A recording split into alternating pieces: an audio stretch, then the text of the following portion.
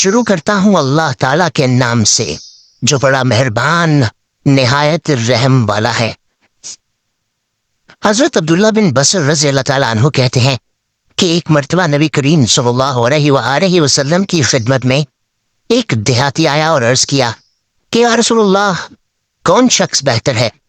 آپ صلی اللہ علیہ وسلم نے فرمایا خوش بختی ہے اس کے لیے، یعنی وہ بہتر شخص ہے جس کی عمر دراز ہوئی اور اس کے اعمال نیک ہوئے۔ اس نے عرض کیا یا رسول اللہ کون سا عمل بہتر ہے؟ آپ صلی اللہ علیہ وسلم نے فرمایا یہ کہ جب تم دنیا سے جدا ہو تو تمہاری زبان اللہ کے ذکر سے تر ہو۔ تشریح: جس طرح زبان کی خشکی زبان کے رکنے کے لیے کنایا ہے، اسی طرح زبان کی تری زبان کی روانی کے لیے کنایا ہے، یا پھر یہ کہ یہاں زبان کی تری اس بات سے کنایا ہے کہ مرتے دم تک ذکر پر مداومت یا بائیں طور کہ ذکر اللہ سے زبان خشک نہ ہونے پائی ہو کہ جان نکلے۔ حدیث میں مذکور ذکر سے ذکر جلی بھی مراد ہے اور ذکر خفی بھی۔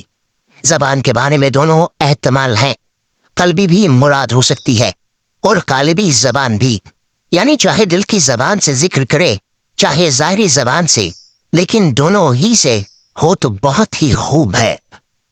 حضرت ابن عباس رضی اللہ تعالیٰ عنہ راوی ہیں کہ رسول اللہ صلی اللہ علیہ وسلم نے فرمایا شیطان انسان کے دل سے چپ کر رہتا ہے، جب وہ دل سے اللہ کو یاد کرتا ہے تو شیطان پیچھے ہٹ جاتا ہے، اور جب وہ ذکر اللہ سے غافل ہوتا ہے تو شیطان اس کے دل میں وسوسے ڈالتا رہتا ہے۔